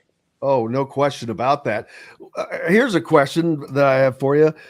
He's the one thing that you hear from people that look at him, I've said it myself, is like, oh, the only thing he needs is just to put on some weight. It's not like he's skin and bones out there. So I always want to say that when I say that, but he's deceptively athletic, man. He will get around you. He will shoot over you. He is athletic. Don't kid yourself. And, somehow my ESPN started rolling again, telling the guy yelling at Scheffler. But we see all these guys that come to Indiana and go through working the workouts, getting much bigger. All of a sudden you see them putting those pictures out with six packs and all that. That has to be able to affect shooting, I would think. Yeah. I mean, yes or no? No, you mean negatively, like negatively impacted? I don't think so. No, I don't, because as long as you are, like, it's muscle memory. Yeah, they're building their muscles, they're building their bodies differently. But as long as the overall techniques and things don't change for someone who's already a good shooter, being strong, big and strong and all that doesn't necessarily, especially with the size that we're talking about with these guys, they're trying to put on 10 or 15 pounds. They're not trying to put on 60 pounds. So it doesn't really impact them negatively, as long as their body mass or whatever doesn't really change. If they got super big and or whatever, did something dramatic to their body, that might change it. But overall, lifting weights and getting stronger and all that's only going to help you. And really, like, yes, he needs to gain some weight and all that. There's nothing he can do at this age. We all were that age at one point. There's nothing you can really do to gain weight at that age.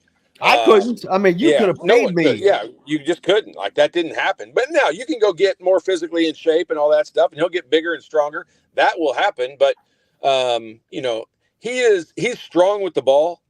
That's really, I think a lot of the guys who get labeled guys who need to get bigger and stronger are guys who get bumped off their driving lines and things like that. And he's not that guy. Like, no, that's not happening. He's kind of the aggressor. And when he has the ball, he's kind of seeking the contact. And so I think that's as much of a reason why his stock is going to continue to rise. Yeah, I'm with you. I got an easy 20 I can give him. I got it. I'm in front of all you suckers. Yep, for sure. But and then, of course, Trent Sisley is a completely different player, wing player who can shoot the ball from outside very well. Also can play inside, which he's had to do in high school, not his normal position. You worked with him as well. Yeah, and that's just he has, I don't want to say raw talent, because that sounds like, I feel people say raw talent when people are just athletic and natural. They're very natural, not that skilled. He's skilled, but he's also sneaky athletic. Like, he'll bang with you, and when he gets out on the wing and is able to run and get to the basket, he's sneaky athletic. I think I kind of pictured him as being a little more, I call it ass heavy, where they're not great at getting off the floor and all that. And he is the opposite of that. He's bouncy and he understands the game, and he's got a little bit of an edge to him that I like. I honestly, I hope this would come across as a compliment, but I kind of thought he was going to be a little soft, and he's not. Like he actually plays better when he's pissed off. I've said it. Totally. And that's the way a lot of us played when we were younger. And you know, like I just use an example right now. Joker for the Denver Nuggets, he got really pissed off, not last night, but a couple games ago, and you saw what he did to Rudy Gobert. And sometimes guys play better when they're like that. Sometimes they don't. Sometimes they lose their mind. I think Jamal Murray lost his mind in the second game of the series, throwing a heat pack at the ref and all that stuff. But overall, like, back to Trent Sisley, like he's got a little edge to him, that's a good thing. That's a positive comment when you're talking about a basketball player. Absolutely. And he's a guy that is a utility. He's a utility box. Yeah. He could play the 3, he could probably play the 4. And if pressed, he could actually, and I'm not talking about for Indiana or for somebody else, but he could probably play on a limited manner, play the 2 for just a little bit if he had to. And he would be a wicked 2. You look at it this way, like he is very, very similar in my eyes to Liam McNeely. Like he is, the only difference is, that was his name, right? Liam McNeely. What's that? McNeely. Yes, Liam McNeely. Yeah. Someone asked earlier, is he going to be similar Liam to him? McNeely? He's very similar to him. Honestly, the only difference in the two in ranking is one plays at a nationally ranked school and the other one plays at a very small school in the state of Indiana. Exactly. And Trent Sisley could very easily go play for Montverde. Like they've asked him to come many times. But I mean, he's choosing to live a normal Indiana high school kid life, and not normal because he gets recruited by everybody. And I think they're in I think they're in Houston, Texas. I meant to text his dad because that terrible storm. Bryan, Texas. They're in Bryan, Texas. It's close to Houston. Like I know they flew into Houston. So that storm they had yesterday, I meant to text him and make sure everybody was all right. But yeah, he's very similar to him in that regard, where he's a shooter. He can make shots, and then he can also take it to the basket and finish strong and all that. So I'm high on Trent Sisley. I hope he ends up not going too far from home for his college schooling. Well, I would put money on that he won't being leave in the state of Indiana. Yes. I think it'll be in the state of Indiana. I just hope it's the one I want it to be. But I can tell you the one that is recruited him the hardest would not be the one you'd like to see him be.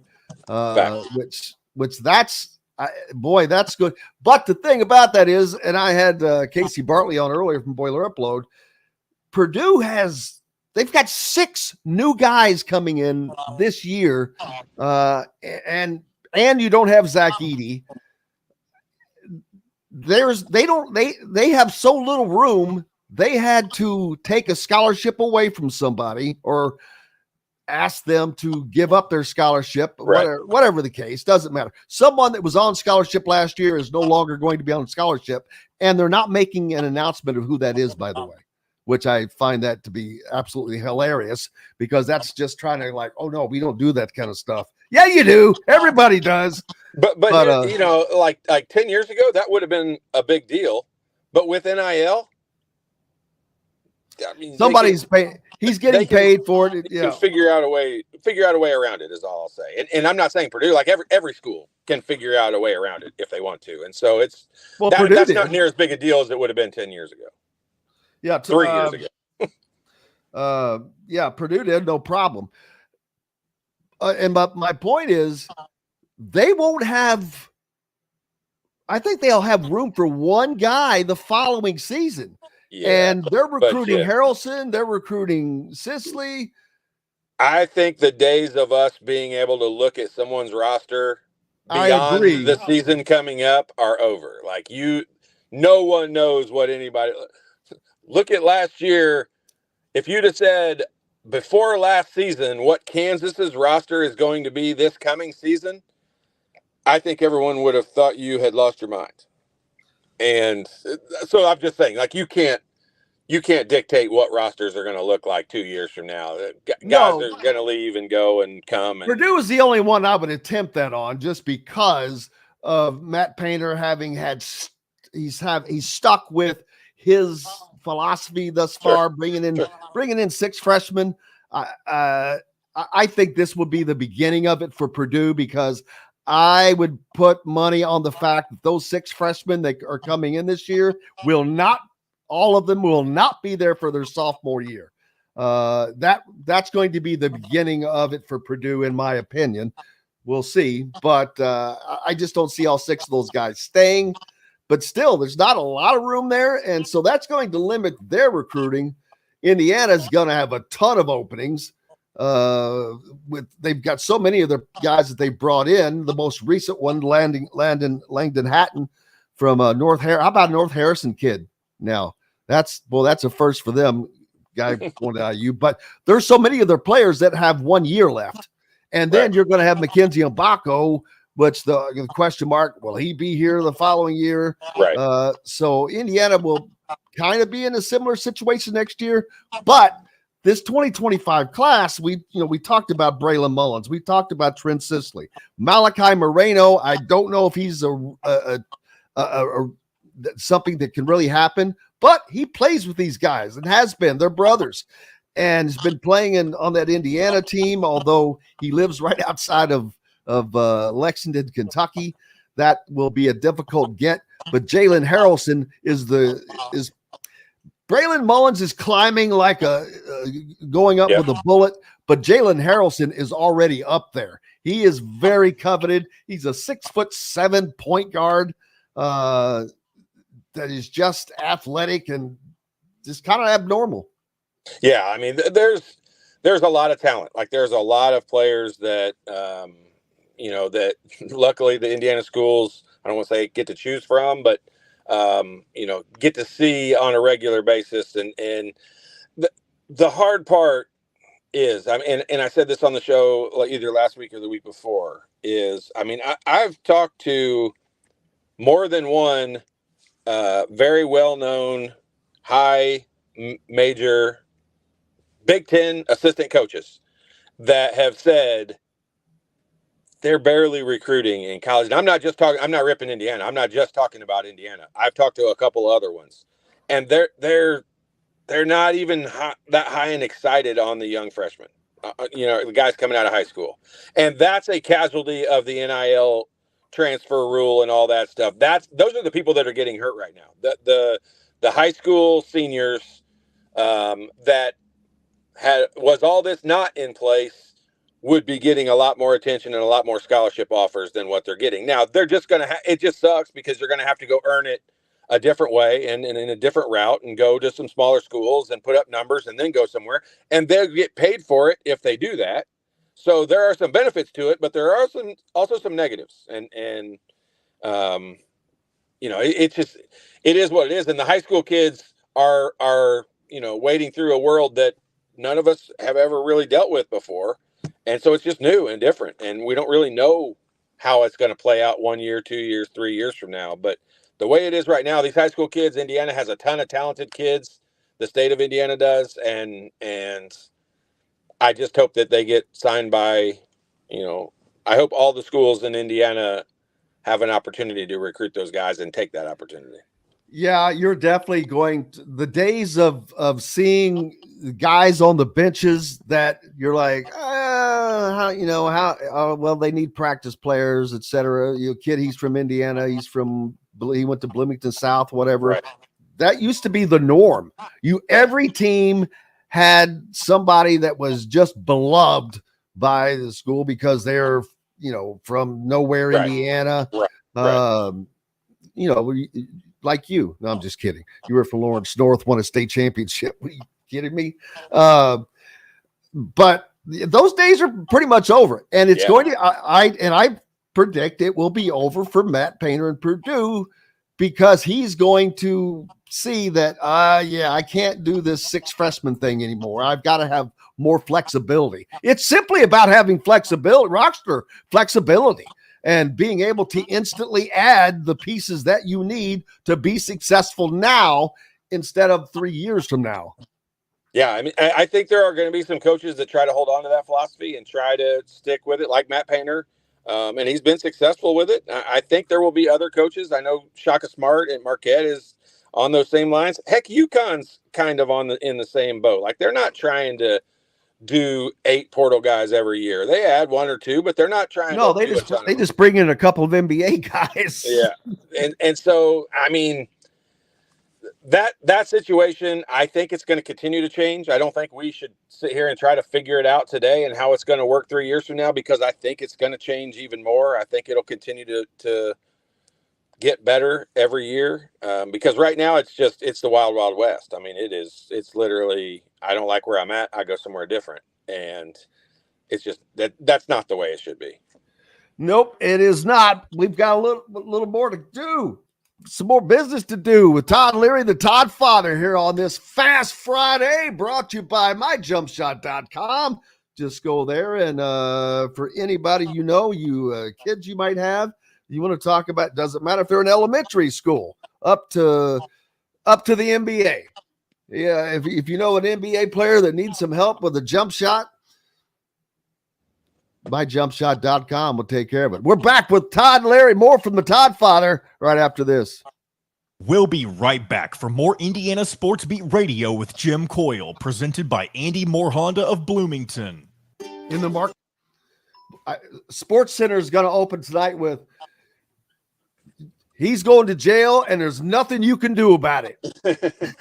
Did he tee off? His tee time was just a couple minutes ago. Oh, man, I've got to get caught up. I've stopped it. How do I get live, man? There we go, live. Nope. How do I get it to be live? Play.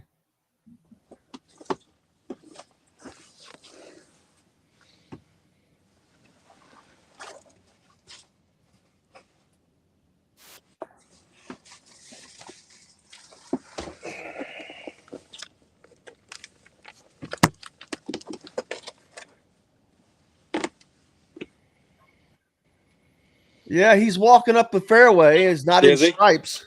He's not in stripes. So, I swear to God, if he would have worn an orange sweater today, I think that he would should have have gone into Ricky Fowler. He should have gone into Ricky Fowler's locker and taken his shirt.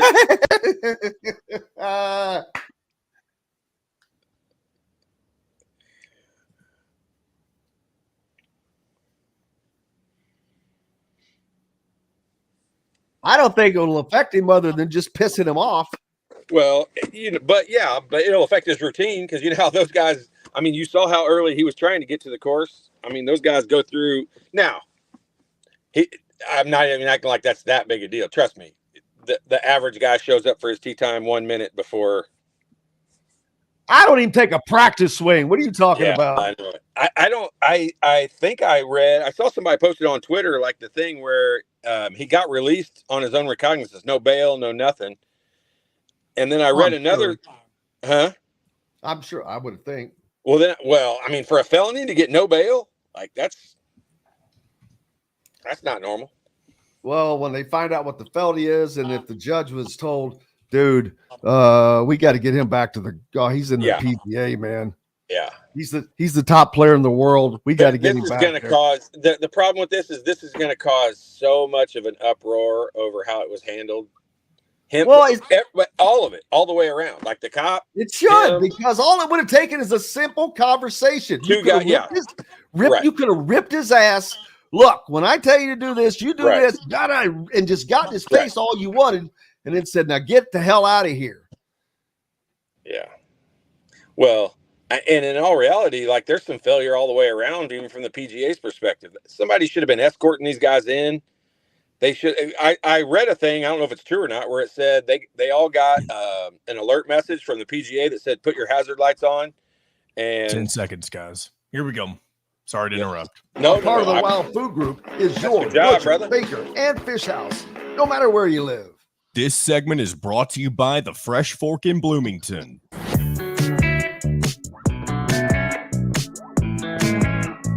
Welcome back to Indiana Sports Beat Radio with Jim Coyle, presented by Andy Moore Honda of Bloomington.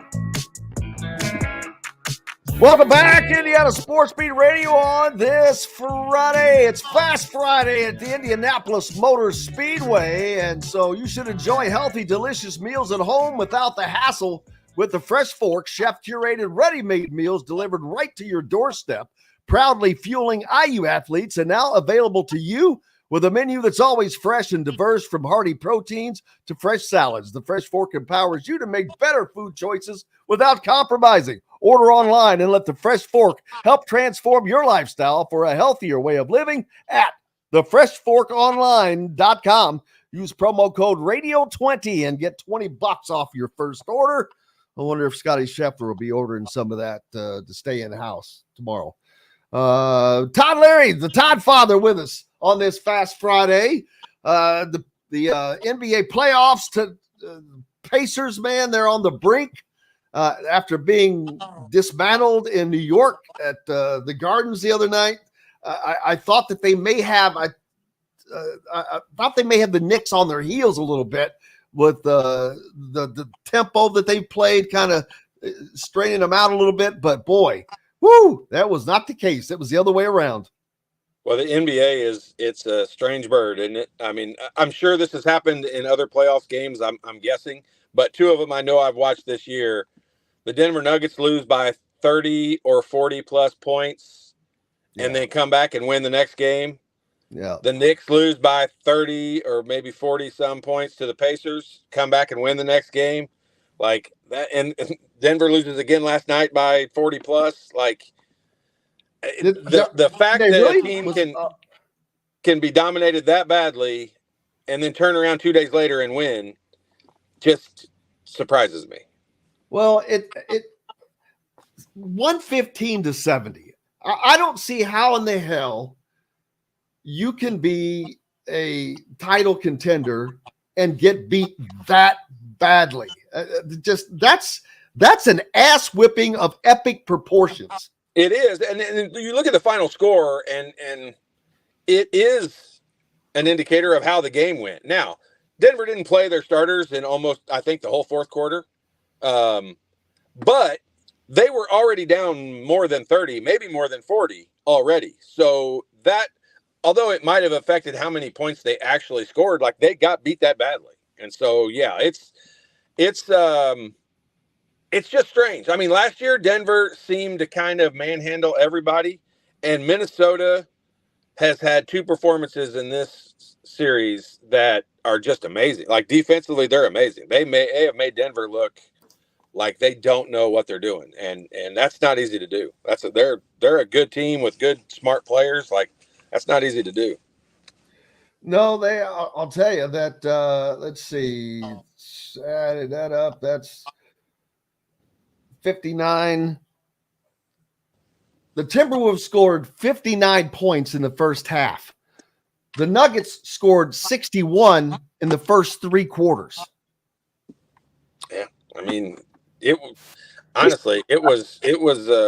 9 points, 9 in the fourth quarter. Yeah, but I mean, the guys that were on the floor, I don't even know who some of them were. Like I still had it on for a second, and then I turned it off pretty early in the fourth quarter, and I didn't even recognize some of the guys that were on the court. I literally have never heard their names before. Does they go to a game 7? Is it back to Denver? Back to Denver. Yep. Yeah. Well, and I mean, so then the Pacers' perspective, I mean, tonight, like obviously they've got to win 2 games. I think all along we felt like the Pacers had to win 1 game in New York. You hate for it to have to be game 7, but it's going to have to be game 7. Hopefully they get to there. And tonight, coming back home, this is where, I mean, the NBA is loving this. You got the Denver going to 7 games. Hopefully you got the Pacers going to 7 games. That Dallas and Oklahoma City series is a good possibility of going 7 games. Yeah. So, I mean, they're loving it. That is great. All of that, I think, works out great for the NBA. But, I mean, it's fun to watch. Like, I enjoy watching. When you get to a game 6 and 7, like, these dudes play hard. Like, they are athletic as heck, and they play hard. And that's fun basketball to watch, I think. Absolutely. And that's when it's the fun time. The only team, the Celtics, they kind of strolled through, man. They won in 5 games. Yeah, but, I mean, when you're already looking at a roster with Cleveland that I don't think is competitive to win a championship. They're great. They're good players. They're a good team. They're competitive, but they're not championship level. And then you take their best player by far out for the last 2 games. Like, of course, Boston's going to win that series the way it was.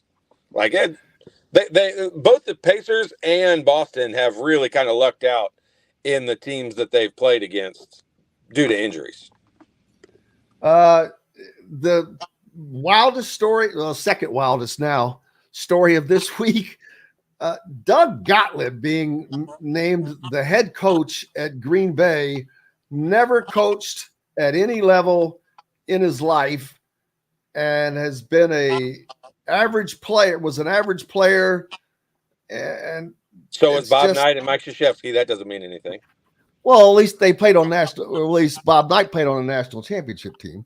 He was also playing behind John Havlicek and some other guy that you may know his name. I know, but I mean, you know what I mean. Like, the fact that he wasn't a great player. Look at. Well, I mean, it's more about not having any coaching experience whatsoever. That I agree with. But I will tell you this, and this is an interesting experiment. I don't think it's that crazy. I understand. Here's the people that probably should think it's crazy is other assistant coaches that have worked for a long time in the business and applied for that job. Those are the ones who look at it and be like, this is crazy. From Green Bay's perspective, I don't think it's that big of a stretch. He's a basketball guy. He's been around it. He's talked about it. He's followed it. He's been reporting on it every day for whatever. Like, I mean, he's got a finger on the pulse of what's going on in basketball. It's not like he just what's the line from Hoosiers? Plucked him off a ship somewhere. Oh. Someone got him off the boat. So it's not like they just got him off the boat somewhere and put him in here at coaching. Like, he's been around basketball the whole time. Oh, that was a vote. I can't remember what the line was. I can't either. Who wants a coach that's been stuck on a ship for 10 years or something? I don't know why Cletus pulled your old bones off the boat or something like that. I can't remember it exactly, but it's something like that. He must have owed you something fierce. That's what that's it. Well, part of it is I think it's going to be good PR for a school that nobody follows, number one. But the weird thing is he's being allowed to keep the daily radio show that he does, which I don't like, because he's carried on the same Fort Wayne station that we're carried on. And we took an hour of his show, but I want the other hour too. Well, that can't continue. He can't do his best at that job and do a show. Like, that's not possible. That's not going to be able to be a thing. That Stephen Bardo wrote something yesterday that to the rigors of being a good D1 coach. You're not taking it seriously if you're trying to keep your day job. It was the barber who said that, apparently. Yep, I believe you. Oh yeah, I remember that. I'm trying to think. But absolutely. Yeah, there you go, Russell. Keep 1380 The Fan on your radio dials, as well as if you're in Evansville, 97.7, the Ref down in Evansville, or 1230 104.7 FM in the region, Chicago. The voice of the region. Absolutely. What's up for you this weekend, brother? Watching a lot of golf. I love the majors. I'm a nerd for golf, obviously, and I love watching the majors. These 4 majors are the highlight of my golf watching summer. So I will be glued to the TV for both days. Looking forward to it. There's a lot of AAU action going on over the weekend. Like we mentioned, the guys are in Texas. There's games in Indianapolis, though, back up at the Pacers Athletic Center. Jalen Harrelson and that crew will be playing up there. So, again, people, if you want an opportunity to go out and see these guys, some of these guys, you're never going to get an opportunity better than this to be closer to the action. Get that close to it, yeah, no doubt. So, have at it. Appreciate you, my friend. Make sure you go to myjumpshot.com. Check them out. Have a great weekend. Thanks to each and every one of you guys for being with us. We appreciate you so much. Casey Bartley, Zach Osterman as well, and to Scottie Scheffler for providing a ton of content to the program today. But most importantly, thank to each and every one of you. John, the producer, for keeping us between the white lines as well. We'll be back on Monday to do it again. Next week is Indy week, baby. We'll hopefully do some stuff from Indy next week. PGA wraps up this weekend. Well, of course, we'll be talking about that on Monday. But until then, I'm Jim Coyle. I will see you on the radio. Thanks for listening to Indiana Sports Beat Radio. Be sure to subscribe to our YouTube page for more clips and team coverage of Indiana basketball, football, and more. You can also find full episodes and tons of other content on thehoosier.com. We'll see you next time for another edition of Indiana Sports